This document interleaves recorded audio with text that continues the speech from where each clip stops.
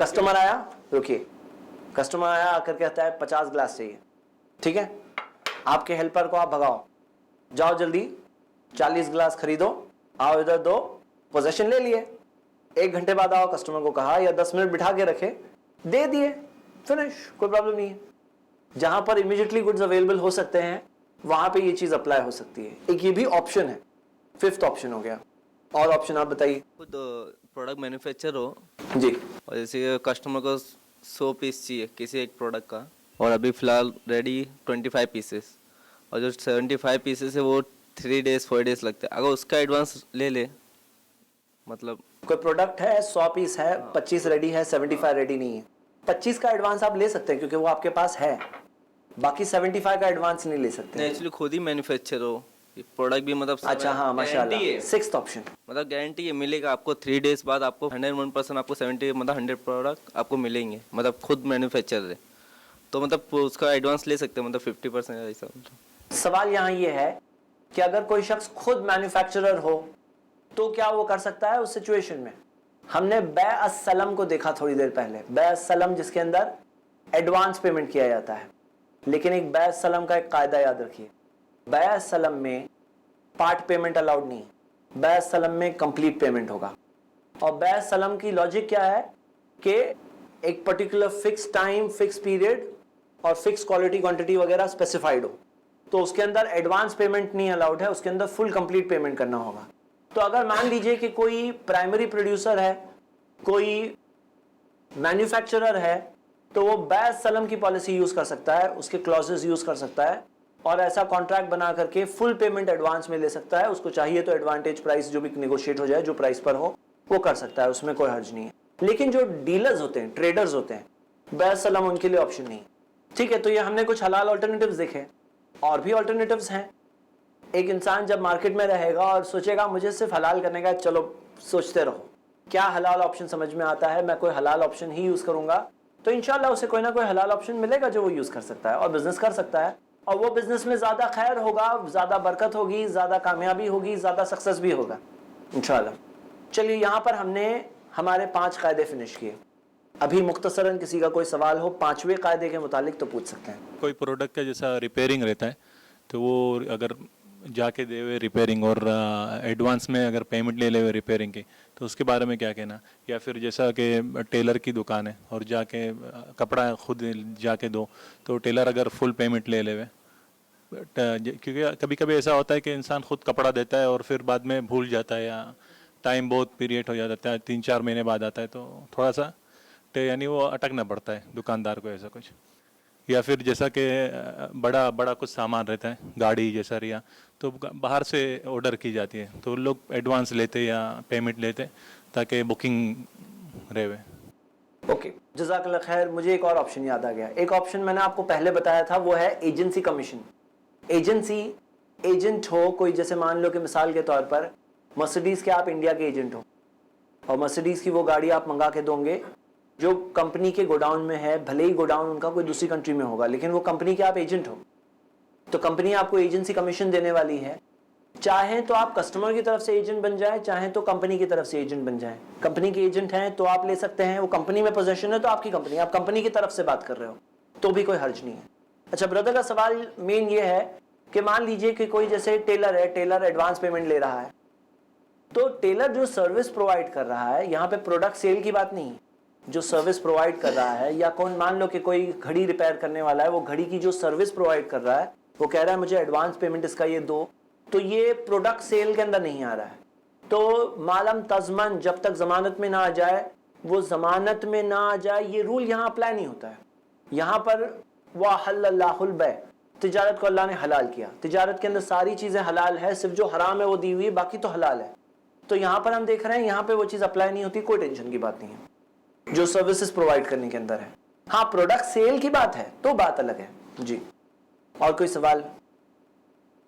तो एक हमने छठा ऑप्शन ये देखा कि आदमी कंपनी का एजेंट हो तो भी काम हो सकता है। कमीशन जो तुमने बोले कि मैं खरीद के दूंगा तुम्हारे को, हाँ, तो कमीशन बताना जरूरी है? ओके, मैं खरीद के दूंगा, उसके अंदर कमीशन बताना जरूरी है कि कितना कमीशन लूंगा। जैसे मिसाल के तौर पर ब्रोकर है, वो कहे कि मैं कुछ तो लूंगा, कितना लूंगा मैं नहीं बोलता हूं, تو یہ کیا ہے, یہ ایک چھٹا جو ہم پوائنٹ دیکھنے والے ہیں نا, اس کے تحت یہ چیز غلط ہو جائے گی. جو چھٹا پوائنٹ, چھٹی کنڈیشن دیکھنے والے ہیں, اس کے تحت یہ چیز غلط ہو جائے گی. کیسے, ہم تھوڑی دیر بعد دیکھیں گے وہ انشاءاللہ.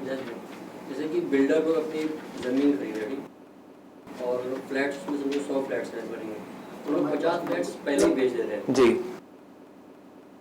تو وہ ایز اے بلڈر کے پارٹ سے, اور جیسے کہ جو خرید رہا ہے انویسٹر کے پارٹ سے, ان لوگ خرید رہے یہ سوچ کے کہ ہاں بلڈر ان کو دیا ہے سستے میں, پھر بعد میں وہ اس کو اپریشیٹ کر کے بیچ دیں گے.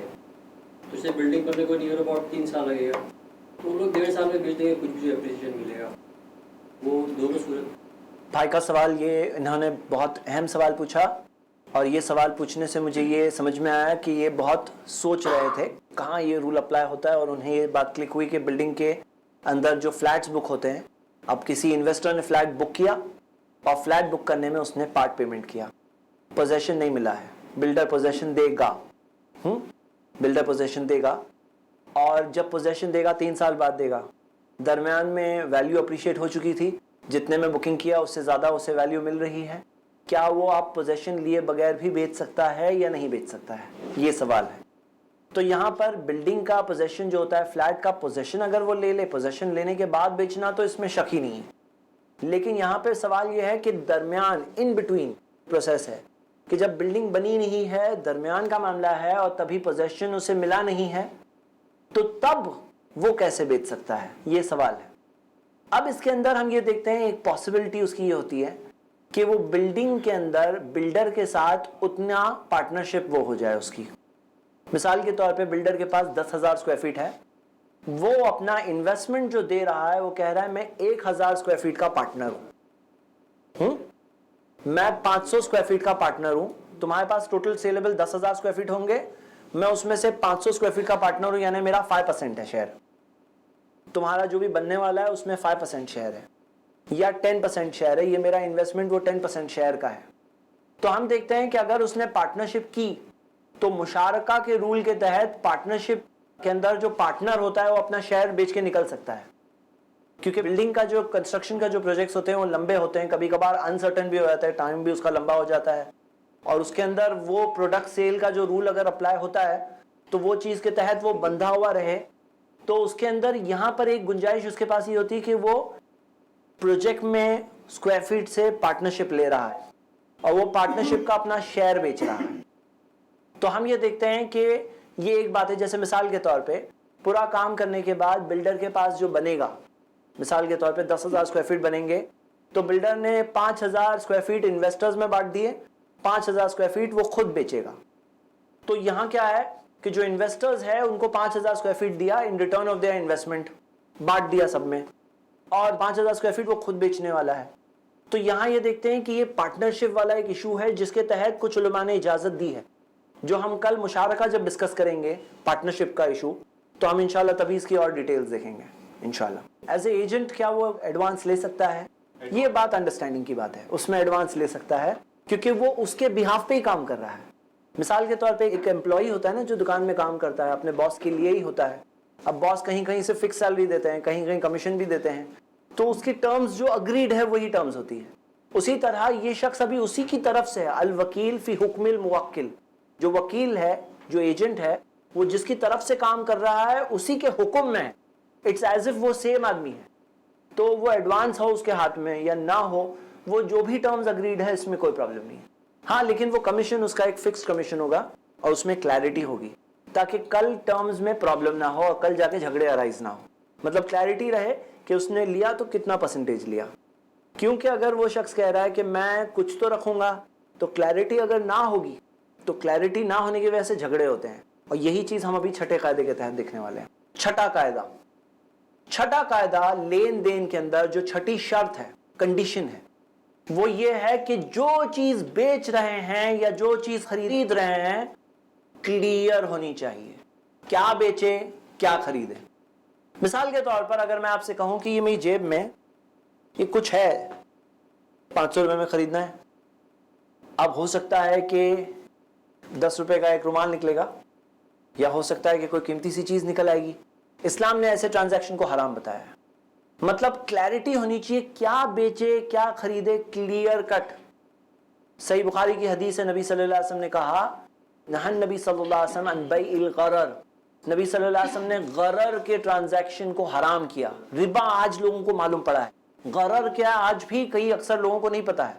غرر یعنی ایسی ٹرانزیکشن جس کے اندر کلیئرٹی نہ ہو، جس کے اندر کچھ تو دھوکہ ہے، مبہم ہے، ان نون کچھ چیزیں ہیں. تو یہ چیز کو نبی صلی اللہ علیہ وسلم نے حرام کیا. وہ زمانے میں ایسے بہت سارے ٹرانزیکشنز ہوتے تھے. اگر آپ صرف صحیح بخاری کے اندر کتاب البیوع کھولے تو لائن سے آپ کو حدیثیں ملے گی، غرر سے ریلیٹڈ حدیثیں. مثال کے طور پر ایک ٹرانزیکشن ہوتا تھا جس کا نام تھا حبل الحبلہ. حبل الحبلہ کی کئی شکلیں بتائی گئی ہے. اس میں سے ایک شکل یہ ہے کہ جس کے اندر اونٹنی پریگننٹ ہے. اب پریگننٹ ہے تو پیٹ کے اندر کیا ہے؟ ہو سکتا ہے جڑوا ہے. اب سونوگرافی تو نہیں تھی تبھی، ہو سکتا ہے جڑوا ہے، ہو سکتا ہے سنگل ہے. اور سنگل ہے تو کیسا نکلے گا، اس کا باڈی فریم وغیرہ کیسی ہوگی، زندہ پیدا ہوگا، مردہ پیدا ہوگا، کلیئرٹی کچھ نہیں ہے. اب وہ اونٹنی کے پیٹ میں جو بچہ ہے اسے بیچ دیتے ہیں، میں بچہ بیچ رہا ہوں، پیٹ کے اندر ابھی تک کلیئر نہیں ہے، بیچ رہا ہوں، کتنے میں خرید رہا ہوں؟ 1000 روپے میں بیچ رہا ہوں. اب اونٹنی کے پیٹ میں جو بچہ ہے وہ ابھی تک پیدا نہیں ہوا، ہو سکتا ہے مردہ پیدا ہوگا، ہو سکتا ہے جڑوا پیدا ہو جائیں گے. کبھی کبھار ایسا بھی ہوتا تھا کہ کینسر کا لمپ ہوتا ہے جس کے اندر ایسا لگتا ہے کہ وہ پریگننٹ ہے، حالانکہ پریگننٹ ہی نہیں ہے. تو یہاں کیا معاملہ ہے کہ یہ کلیئرٹی نہیں ہے. نبی صلی اللہ علیہ وسلم نے ایسے ٹرانزیکشن کو حرام کیا کیونکہ کلیئرٹی ہونی چاہیے، دھوکے کا کچھ معاملہ نہ ہو، جوئے کا کچھ معاملہ نہ ہو. یہ جوئے ٹائپ کا معاملہ ہو رہا ہے غرر میں.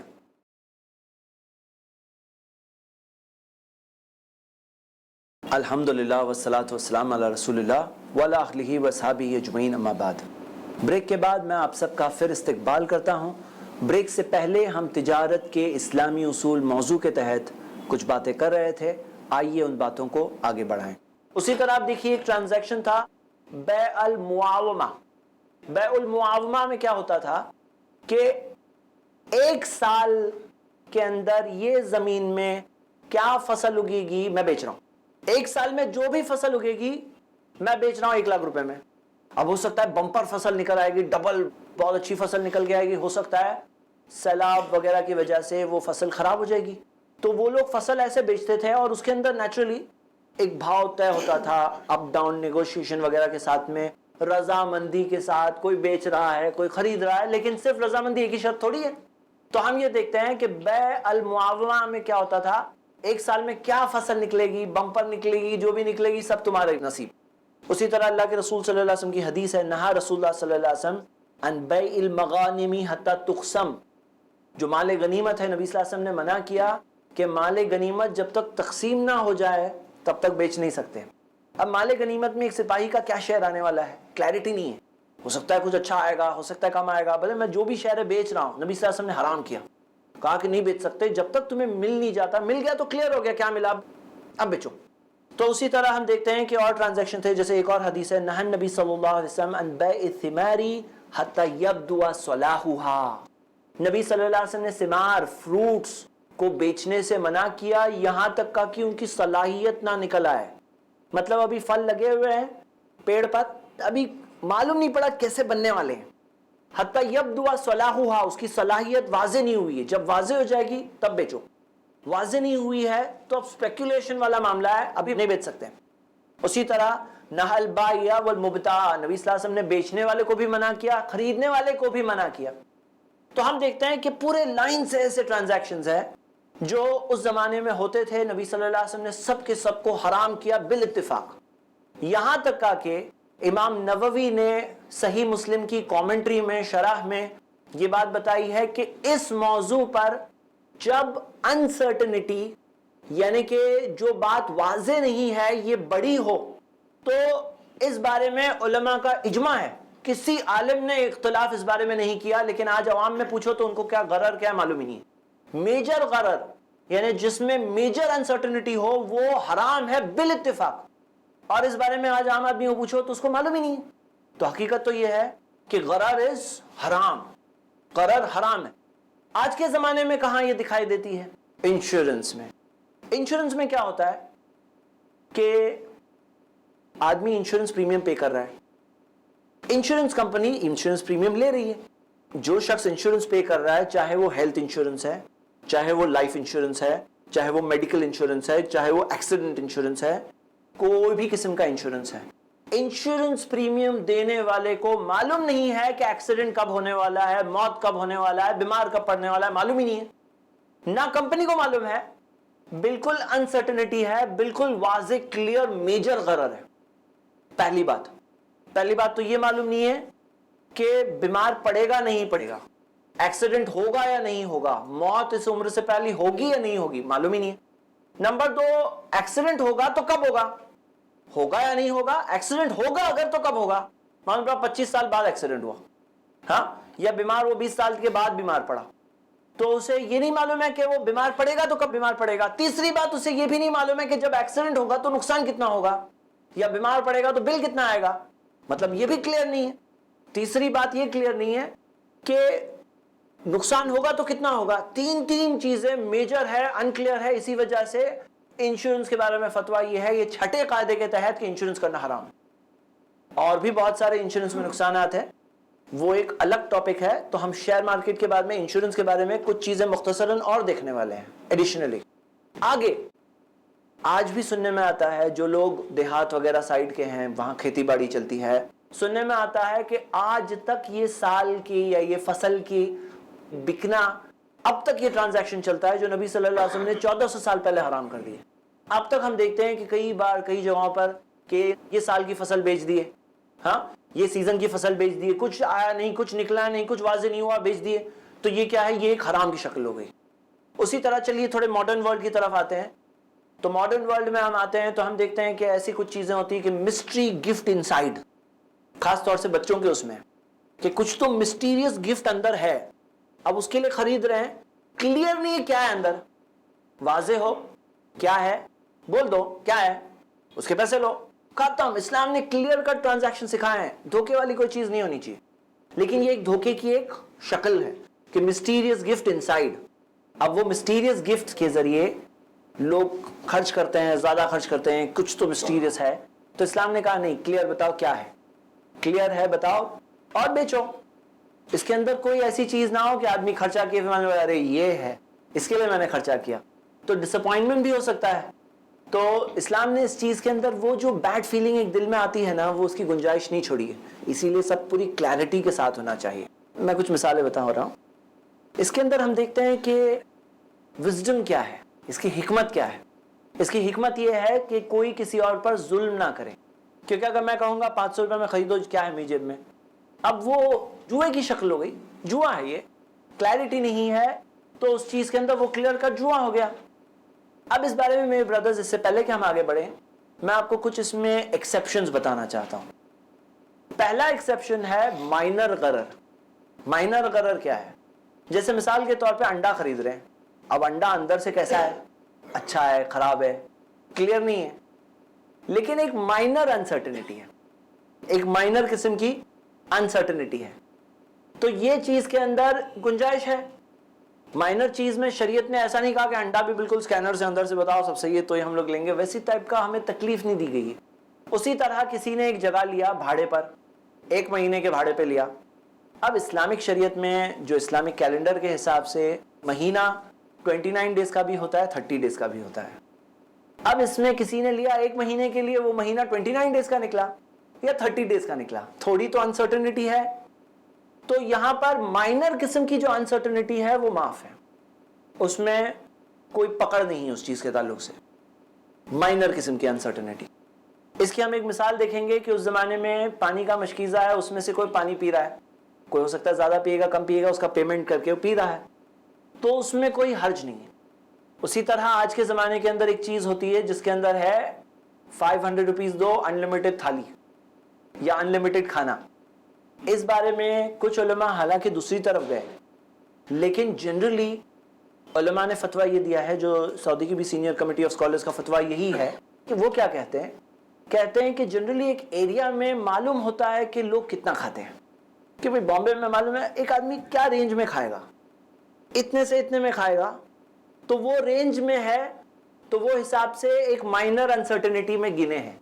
लेकिन एक आदमी को मालूम है मैं तो बहुत ज्यादा खाता हूं, अगर किसी को पता है कि वो ज्यादा खाता है, अब वो जब जाएगा ऐसे अनलिमिटेड फूड ऑफर में, तो शेख का फतवा जो कहते हैं کہ ایسا شخص جو زیادہ کھاتا ہے اس کو جا کے پہلے سے بولنا پڑے گا کہ میں زیادہ کھاتا ہوں, سوچ سمجھ کے مجھے آفر کرو, نہیں تو میں پے کروں گا پر ڈش کا, میں اتنا دے کر وہ کھاؤں گا, تو وہ سیف ہے کیونکہ وہ میجر انسرٹنٹی ہو جائے گی نا, وہ میجر بات ہو جائے گی, مائنر نہیں ہوگی.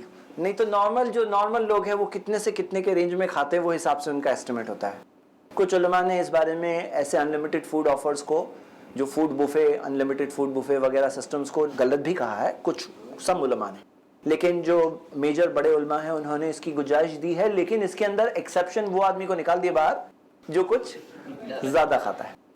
اس کے اندر ایک اور ایکسیپشن ہے, وہ ہے مجبوری.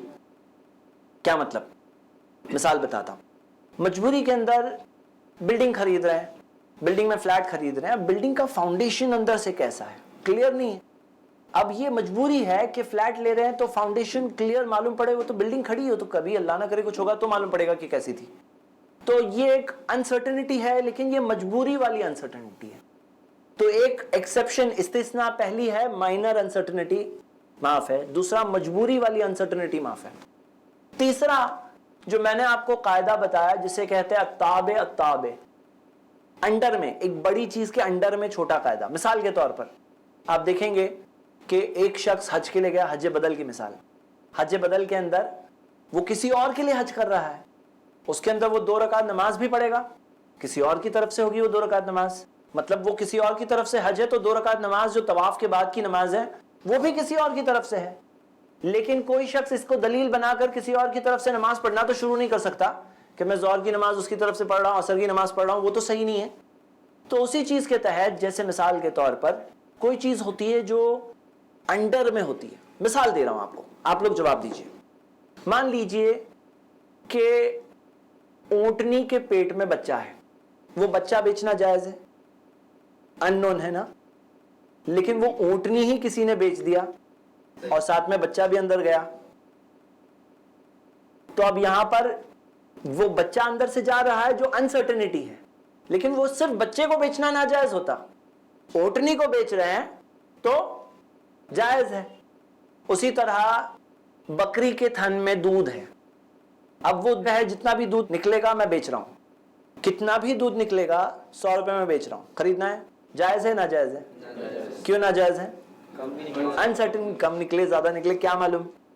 لیکن کوئی بکری بیچ رہا ہے, اس کے تھن میں دودھ بھی ساتھ میں جا رہا ہے, تو وہ میجر کے انڈر میں مائنر ہے.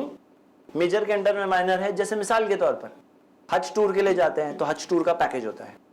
اب حج ٹور کے لیے جاتے ہیں تو اس میں کھانا بھی ملتا ہے, اور اس میں زیادہ کھانے والے ہمارے بھائی وہاں گئے ہوئے ہیں, تو اب وہ کھانے کا تھوڑی بکری ہے, وہ تو حج ٹور ہے. اب وہ زیادہ بھی کھائے تو وہ میجر کے انڈر میں نہیں ہے, وہ اس کے انڈر میں آ رہا ہے. سمجھے آپ؟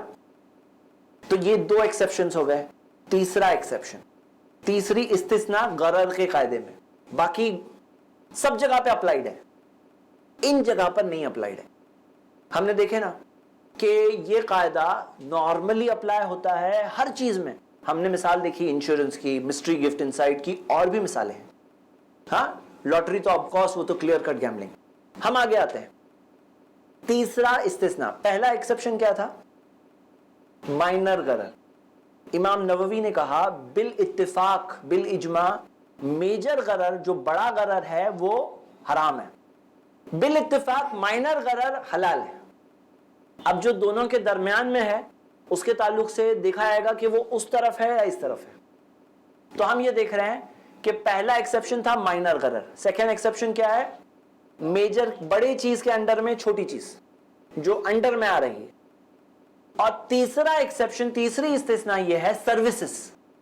مثال کے طور پہ کسی نے جاب پہ رکھا, اب جاب کرنے گئے تو وہ زیادہ کام کرا رہا ہے کم کام کرا رہا ہے, کوئی مہینے میں زیادہ کرایا کوئی مہینے میں کم کرایا, یہ سروسز ہے. اس کے اندر انسرٹنٹی ہوئی تو وہ چلتی ہے. جیسے مثال اس کی لیجئے انلمیٹڈ انٹرنیٹ, کہ انٹرنیٹ کا پیکج لیا, اب کوئی ہے جو دن بھر لگایا, کوئی ہے جو مہینے میں 2-4 بار جاتا ہے, انلمیٹڈ. اسی طرح انلمیٹڈ جم ممبرشپ, کہ کوئی ہے جو صبح شام آ کے ایکسرسائز کر رہا ہے اور کوئی ہے جو ہفتے بھر تک نہیں دکھ رہا ہے. تو یہ کیا ہے؟ سروسز کے اندر ایکسیپشن ہے. سروسز میں تو یہ 3 استثنائی شکلیں ہمیں مل رہی ہیں. باقی اس کے علاوہ جنرلی غرر کا قاعدہ اپلائی کیا جائے گا. انسرٹنٹی نہیں ہونی چاہیے. کیوں؟ تاکہ کسی پر ظلم نہ ہو, کسی کے اوپر ناانصافی نہ ہو, یہ بردرہڈ کی جو فیلنگز ہے ایک دوسرے کی وہ خراب نہ ہو جائے. تو ہم نے یہ چیز دیکھی, یہ ہم نے غرر کا قاعدہ بھی دیکھ لیا, اور اسی کے ساتھ ہم نے پورے 6 کے 6 کنڈیشنز ایک ڈیل صحیح ہونے کے متعلق جو ہے وہ ہم نے کور کر لی.